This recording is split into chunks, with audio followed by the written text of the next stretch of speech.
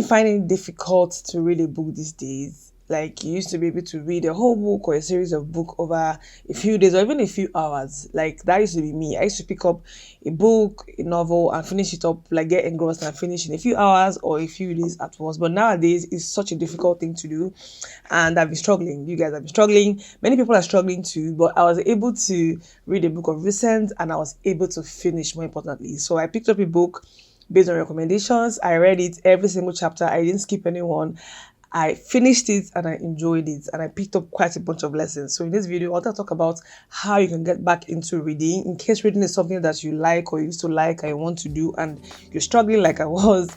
I'll tell you how I did it, the key steps that you can take to get back into reading, break that jinx of not being able to read or finish a book. The book I read, it's not this one, I just use this for prop, but the book I read was Ikigai, or is Ikigai in the Japanese way. I'm going to put the picture up here because I read a digital copy, so it's on my phone.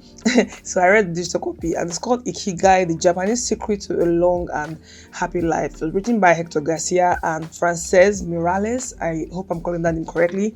So I read that book, and it's a very, very interesting book. I've always been fascinated and curious about the Japanese Korean way of life, and this book gives a very, very deep, beautiful insight, into that lifestyle, the things that they believed. And I picked up quite a few life lessons, practical life lessons that I feel can also help you.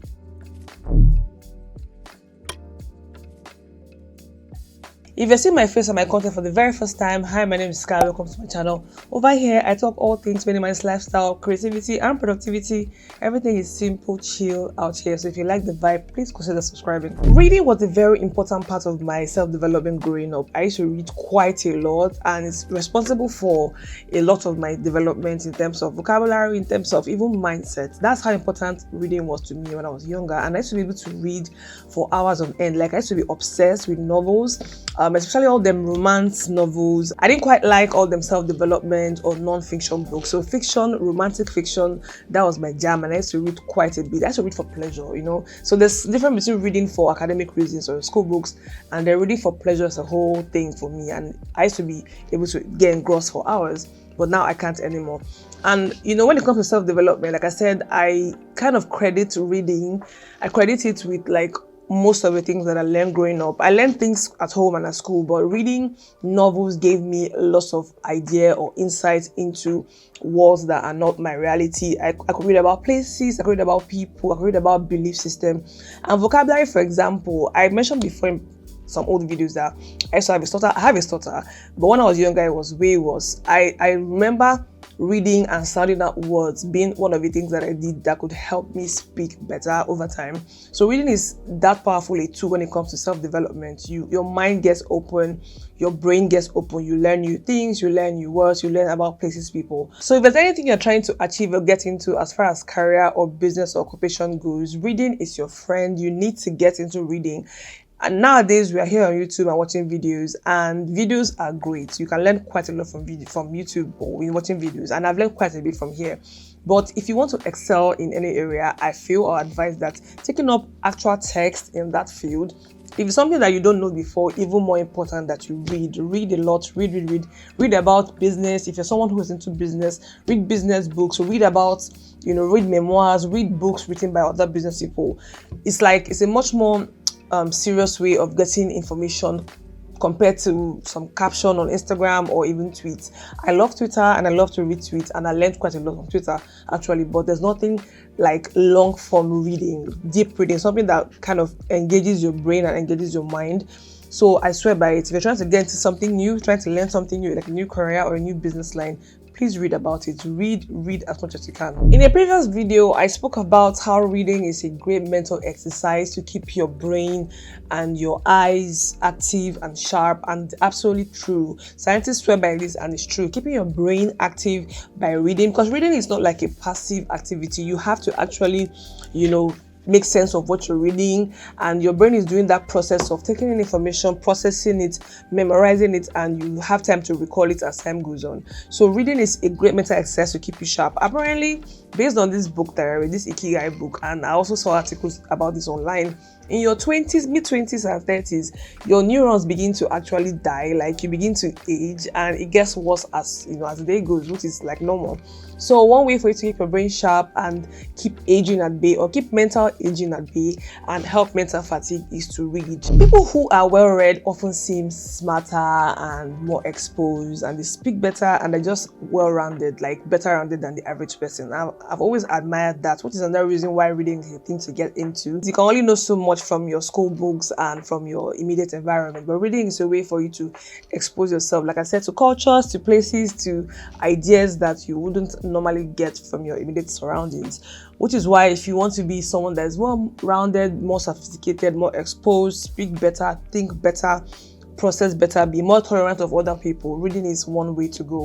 Now to the practicals. You need to decide first of all that you want to get back into reading. I had to come to the point where I told myself I was tired of reading stuff on the internet. I love a good article, I love tweets, I love blog posts and whatnot, but sometimes the internet can be full of bad news. Like, I'd open Twitter, I'll just see a lot of good things and bad things. I didn't have control over what was coming down my feed. But reading like this is a way for you to control what you're taking in, what you're reading, what you're getting into your brain, and you can control how you're reading it and what text you're going to read, really. So it's a good way for you to get your reading in without being exposed to what's out there on the internet. One advice that I got here on YouTube, and this is true, is to pick up a book about something you're interested in. Now, I didn't do this because I was desperate to start reading. So this Ikigai has been in my to-read list for a very long time, for many years. But it's advised that you pick up a book or pick up some text that's around something that you like, they're interested in. Let's say, for example, you are a photographer, or let me say you're like a business person, you're an entrepreneur, and you like business and you love business and you want to get better at it. It's advised that you pick up a book that has to do with business, or something that's around business, or a book that's written by someone that's in business, someone that you admire in business. That will kind of give you some sort of a familiar ground, so that when you're reading the book, you're not lost. If I were to pick up a book about science or scientific facts or something that has to do with technology or engineering, I'll find it boring and I'll probably not finish that book. But if I have something that's related to art or creatives or entrepreneurship, I might enjoy it. Let's say, for example, you're someone who is into films and you love films. Lots of movies and films these days, they are usually adapted from books. That's one fun way for you to read, or a fun idea to go about it. So if there's any film that you like, let's say you like Game of Thrones or the Bridgerton series, there are books that these shows or films are kind of picked up from. So you can pick up the book and read and kind of compare with the film. It's a fun thing that you can do that will get you into reading. Next is to make a plan and make a reading schedule and get into it. I had to put reading as like a line item in my calendar and my to-do list every day. I didn't have it written down, but I had it on my phone. So I kind of told myself I'll read something every single day. I'll read a chapter. I started out putting like a time. I put 30 minutes as my reading time. It seems like it's very small, but if you're someone who is struggling or who hasn't got into reading, you might find that 30 minutes can be tedious, or you can get distracted because you have your phone buzzing or you have something to do. So leaving 30 minutes out of your day to solely focus on reading is not as easy as it sounds, but I had to do that. But after a while, I saw that it was kind of hard for me, so I kind of switched. Instead of fixing the time, I kind of told myself I'll read one chapter. The book has 9 chapters and some chapters are quite long. So when I pick up the book every single day, I make sure I finish one chapter before I drop it. Sometimes I'll split my reading time. Sometimes I go the entire chapter before I keep it. There'll be days that you might miss and not just be in the mood or you don't have the time. It's absolutely fine, but make sure the very next day you get back into reading. The point here is to make a habit, not necessarily a goal. I hear some people say, oh, I want to read 100 books in a year or 20 books in a year, and that's great. If you're someone who is already into it, then it might be achievable for you. But if you're someone who is just trying to get in, I feel it's better for you to think of it as building a habit as opposed to setting a goal or reaching a goal. Some people belong to book clubs and other support groups, and that might help if you're someone who likes or who kind of loves to be in groups like that, or who needs support, getting into some sort of a book club, whether online or even virtually, to a way for you to also get into reading. In book clubs like that, all of you there are like, you have a common goal, you're reading a certain book, and you can hear people's thoughts and ideas. And it's also a great way to also socialize with people who have similar interests as you. If you don't want to join groups, some people have reading partners. You can have a friend or a family member who is also want to get into this. It's a great way for both of you to get into it together. So getting support if you need it also helps. Now to the book itself. Like I said, I had to read a digital copy because I wanted to read this book and I didn't want to wait until I got a physical copy. I'm still going to buy it because it's a very gorgeous book. I like the book art. I like everything about this book, and it's very impactful. So I think I'll eventually get a hard copy. But like I said, the title of the book is Ikigai, the Japanese Secret to a Long and Happy Life.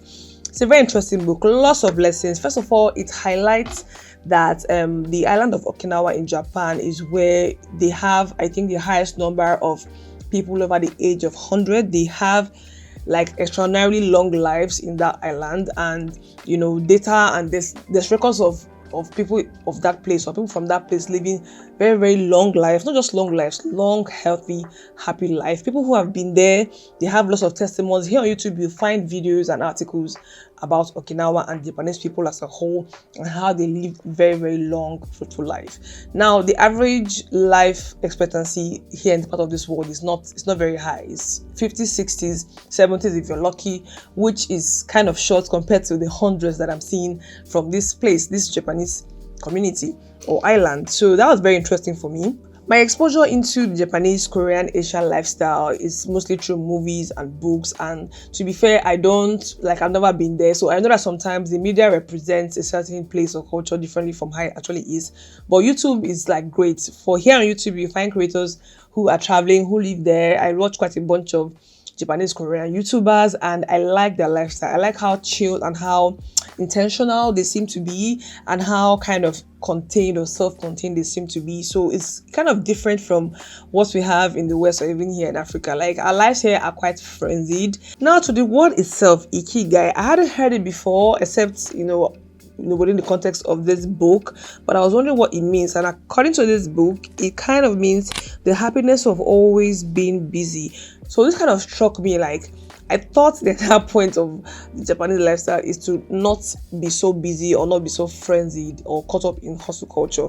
But the book kind of went down to explain like Ikigai being like an essence. It's not like something tangible, but I'll put a Venn diagram somewhere on the screen so you can see it. It's like something that kind of points to your purpose, why we're here. And this is something that we all ask ourselves at different points in our lives. Like, why are we here? Why are we created? What's my purpose? Why am I alive? What am I supposed to be doing here? This Ikigai is basically something that holds what you love, what you're good at, what you can be paid for, what the world needs. Basically, your passion, your mission, your profession, your vocation, somewhere in the middle, that's what this Ikigai is. So if you find that central point, that purpose, or that entire point for our existence, then we'll be happier and live a much more purposeful life. For people who are religious and Christian, for most of us, we try to seek God's face when it comes to these things, but it's important that you seek God's face in terms of what your purpose is, what you're supposed to be doing. Sometimes, and this is my own personal experience too, sometimes we might have ideas, so many ideas on what we want to do, or let me say, the kind of life we want to live. But if it's not in line with what you're supposed to be doing, if it's not in line with what God wants you to be doing, sometimes you might find it difficult or you just want to work. So here they're advising that you find your Ikigai, find your purpose, find the reason why you're here. This is an ongoing process. Nobody has all the answers there, I believe. Some people have found their purpose, which is great, but for most people, they haven't found it yet, including myself. We're still on the journey. So this is advising that you try and narrow down what it is. Be intentional about finding what you're good at, what the world needs, what you can be paid for, what you're good at. Because sometimes you might be good at something and not necessarily love it. This happens to most people. If you're someone who is highly skilled, you find that you have so many types of skills, but not necessarily loving each one. While there are some things that you find that you love so much, you might not be great at it, you might not be the best at it, but you love it so much, you can even do it for free.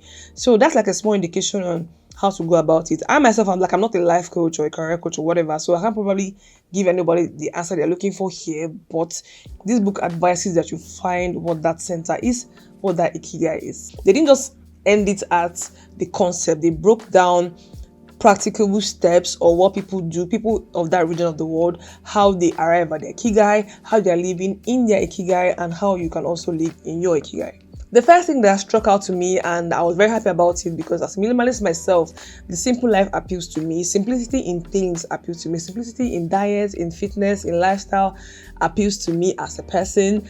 And I just kind of felt like, yeah, this is something that I could get into. So the people of that region of Okinawa, or the people who were the focus of this book, they swear by a simple life. They live pretty simple lives. They have their occupations, they have their families and communities, their food, their diet. They are very simple, but at the same time very, very intentional. For example, when it comes to their health and fitness, instead of this culture of going to gym and having weights and doing this high intensity workout, the people of this region, they are more into milder exercises, moderate exercises, lots of walking. And I've mentioned here on channel before that walking is an exercise that I like and I swear by. Walking is such a simple, low intensity but highly impactful exercise that you can incorporate into your life, regardless of who you are, your lifestyle, what you're doing, where you live. Stretching is another exercise or mild exercise that I swear by. I don't play with stretching. I stretch every single day of my life. It's a way for you to keep your body like free of kinks and pain. For most of us who work online, or these days, most people sit for hours behind the desk, and sometimes you can forget to stretch your body properly, and at the end of the day you find that you're experiencing body pain and your entire bones are just not, it gets to you at some point. So stretching or taking stretching very seriously is something that this book kind of validates for me. Another one is rest. They touched upon rest and sleep being one key to living a longer, healthier, happier life, and I agree. This is a part of fitness or wellness that I'm still trying to get better at. And most people, I think, living this day and time, they struggle with this, not getting enough sleep, and that's one big headache. Being able to sleep the adequate amount of hours you're supposed to sleep every single day is a privilege and a blessing. And for many of us, it's not as if we don't have the freedom to sleep. It's just we are busy, we are distracted, and it's just harder to just lie down and sleep, or even going to bed at good hours and waking up at decent hours is just hard for most people to achieve. And I feel this is a lesson for us, for myself, for anybody who's watching. Take your sleep very seriously. I've said it here on the channel before. Any day that I don't sleep very well, my body tells me I suffer headaches and I'm just a little groggy. And if you're able to sleep adequate amount of hours, you find a difference in the quality of your life. When it comes to food, they did break down an interesting diet culture in that place, and we see it a lot. If you watch Korean YouTubers or Asian YouTubers, one thing that we'll always see is like they eat quite a lot, and they eat quite a lot of a variety of dishes. They don't believe in eating the way we eat here in the part of the world. We just kind of pack up our food, keep it full of rice or whatever we're eating, and it's just more or less one or two pieces of protein here and there. But for the most part, the way we eat and the way they eat is so different, and I kind of envy that. So they eat quite a bunch of variety of food. They believe that the more varied and colorful your food is, the better, and it's true. In this book, they kind of broke down how you can incorporate vegetables and fruits into your diet every single day, and they swear by it, and I believe it. If you see anybody who eats well, you can more or less tell they're just healthier and overall happier. Veggies aside, the diet here also advises sweet potatoes, fish, omega, tofu, so many of the healthy foods really. But instead of seeing it as some sort of a diet to lose weight or diet to achieve some sort of a short-term goal, it's advised to kind of see it as a way of life. Every time you eat, make sure you eat things that are pleasurable, things that you like, things that you enjoy, and not things that will give you memory. One thing that really struck me when it comes to the discussion of diet or eating in this book is that they advise that you eat only 80% of what you require. The rationale here is that once you eat up to 80% and you eat mindfully, not just rush through your food, but eat slowly and mindfully, more often than not, you might discover that you don't need as much food as you think you do. And by the time you've eaten and you've taken water and you leave a little bit of space in your belly, then you can fill that up with other things. You can exercise, you can walk around, and by the time you're coming back to eat again, you're not overfull, you're not feeling bloated, you're not feeling like your body's not struggling to break down that excess food that you've consumed. And this is absolutely true. Sometimes you might be so hungry and your brain will trick you into taking more food than you actually need. But yes, eating slowly and eating more mindfully, I testify to this, that once you eat slowly, you find that you don't eat as much food. If for every spoonful that you take a while to eat and bite and swallow, you consume less food and you feel fuller. Mindfulness is another thing that's mentioned in this book, and this is so difficult, you guys. If you're someone who is into meditation or mindful living, then you know how hard it is to slow down sometimes. We live in an era where everything is so fast, there's so much information, millions and millions of metadata is just entering our brain and our eyes every single. We're like overstimulated. I feel that way sometimes. I feel like we are kind of overstimulated.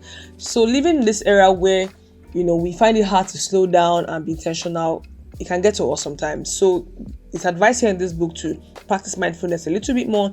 Eat slowly, walk a little slowly, talk a little slowly, read a little slowly. When I was reading this book, I had to fight the urge to read fast. You know how nowadays we just read for, like, if you're in school, like academic reading or reading for your business, more often than not it's very quick. We read very quickly and we kind of try and take information very quickly. So it's advice here that you slow down, be a little bit more mindful, calm down, take breathing exercises, breathe deeply.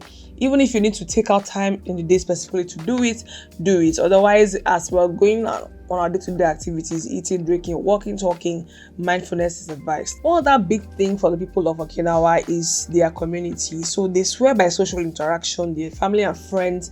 They take family bonds, social bonds very seriously. And again, that's something that our generation, or this time we're living in, we kind of have lost. People are kind of sucked into a life of, it's just me, my time, my truth, my life. I don't answer to anyone. I don't care. I don't have time. And to be fair, most people are busy. People are going through a lot. The economy is kicking everybody's ass, so it's difficult. But one of the things that is touted here as a secret to living a much more healthier, longer life is to take social bonds seriously. Your family, your friends, take your relationships with people seriously, your colleagues, your business partners, human beings around you, people that live around you, your neighbors. It doesn't take too much. Being friendly, reaching out to people, offering like a helping hand, being intentional about keeping in touch with your loved ones. This is something that I swear by. Personally, I don't play with it. I try to keep in touch with my loved ones as much as I can. Calling them, talking to them, chatting them, visiting, having, quality time with your loved ones. That's something that makes me happy and it just makes my life richer overall. So I support this and I swear by it. And it's absolutely true. It's a way to be happier. It's a way for you to maintain your humanity, because you are seeing other people, you're hearing them speak, hearing their stories, sharing your own point of view. It's just a better way of living. I don't understand people that don't care to build relationships or don't care to care for their loved ones. Maybe this is a privilege and I'm thankful for that privilege, but I do have friends and family and I value, keeping in touch and building that relationship with them. They touched on anxiety in this book, and it said here that keeping a positive attitude is one way for you to manage anxiety and stress. And it's true. Sometimes you can't control what's happening around you. You can't control it for the most part, but keeping a positive attitude and a positive outlook on life is just a way for you to maintain happiness or be happy even while things are not going 100% okay. And I struggle with this a lot. It can be easy to get sucked in and get depressed and get sad and get overwhelmed by what's going on, but trying to keep a positive outlook or an optimistic mindset is a way for you to scale through life a little easier. One other thing that I said in this book is to accept how you're feeling and sit with your feelings. And this is something that is hard for many people to do, including myself. If something is going wrong, for example, whether good or bad really, and I'm feeling a certain way about it, it's advice here that sometimes you don't have to solve the problem, you don't have to attack the problem, you don't have to try and fix it. Sometimes some things you just wait it out. You sit. I think I mentioned it here in the channel before. Sometimes you're feeling certain type of way about certain situations, and you can get stuck in the cycle of trying to solve it, running around, looking for solutions to the problem. Sometimes you can solve it, sometimes you can't solve it, and having the wisdom to narrow down what's solvable and what you can solve is one way for you to just make peace with what's happening and sit with your feelings. If you're feeling happy, sit with it. Don't need to run to the next feeling. If you're feeling in love, sit with it. If you're feeling sad, just sit and wait for it to pass. More often than not, these feelings pass. And when it comes to building your dream life or building your best life, there's something here that was mentioned in one of the pages here, and that's do what you should be doing. What do you need to be doing right now? do it, regardless of how you're feeling. It might sound a little harsh and maybe a little stoic, but here is advice that regardless of how you're feeling, sometimes you have to suck it up and do what you should be doing. If like it makes them sound like they're a little robotic in a way, because the story, these gentlemen of these people that went to Japan to research for this book, they kind of pointed out how they're into, as in how they approach labor in their lives and how they go ahead and follow their little routines. They're heavily into routines, and they do what they need to do. And it's kind of advice here that yes, feelings will come and go, and sometimes life will just suck, but what do you need to be doing right now? Ask yourself, if for example I have to shoot this video, right, and I know that it's best for me to shoot this video today, and this video has to be shot today, and I wake up in the morning and I feel like crap, I don't feel like filming this video. It's advice here that sometimes you have to ask yourself, what should I be doing right now? What should I be doing? If I want to sleep, if I'm supposed to be sleeping at 11 or midnight and I'm doing something else, even though that thing I'm doing might sound like it's important, but what should you be doing? Do what you should be doing. That's how you build a stable life. That's how you build a successful life. They also touched on multitasking and how it's not advised. And I said it here on the channel before, I'm not a fan of multitasking. Sometimes you have to do it because you have no choice, and I get that. But if you can avoid it, avoid multitasking. It's not scientifically proven that it's a more effective or efficient way of working. More often than not, we are limited in the things we can give our attention to. Sometimes you find that if you're trying to do multiple things at the same time, one or two of them might suffer. You might not be able to give every single thing equal attention or equal efforts. Something will definitely suffer, and you won't end up getting the best result out of all of them. So it's advice here to concentrate on a single task per time. Make sure you do it very well. Make sure you give it your all, give it your best, and that's how you get the best results. And I agree. There are so many other lessons. I'm not going to get into all of them because I want you to go and read the book for yourself. But they mention things like, reducing your screen time every day. Reducing censoring what you're reading, what you're taking in, like into your brain in form of information. There's so many things, friendships, their work, excellence, so many things they mentioned in this book. But in all of this, mindfulness is a big thing, exercise is a big thing, eating healthy and reducing processed food is another thing, eating variety of food per time is another thing, and finding your purpose. That's like one big thing that I got from this book. And I really enjoyed the exercise. Right now I'm looking for the next book that I want to read. This one here belongs to my friend, and it's a business book. I don't know if I want to read it yet. I'm still considering, or I'm also looking at a few romance novels that I want to get back into. I used to like romance novels a lot when I was young, so I think I'm gonna go back and find a few of them. I liked Judy McNaught. I used to like her book. I read all her books, and I also liked crime novels at the time. So I'll try and find one or two that will go back. If you have any recommendations for any nice book that you've read, I don't like self-help books, please. This one I've read is enough. It's enough. So if you have any any recommendations for fiction, romance, comedy books, let me know in the comment section. I'll be happy to check them out and read them. And let me know what you think in the comment section. Give this video a thumbs up and subscribe in case you haven't. I'm going to see you in my next video. Bye.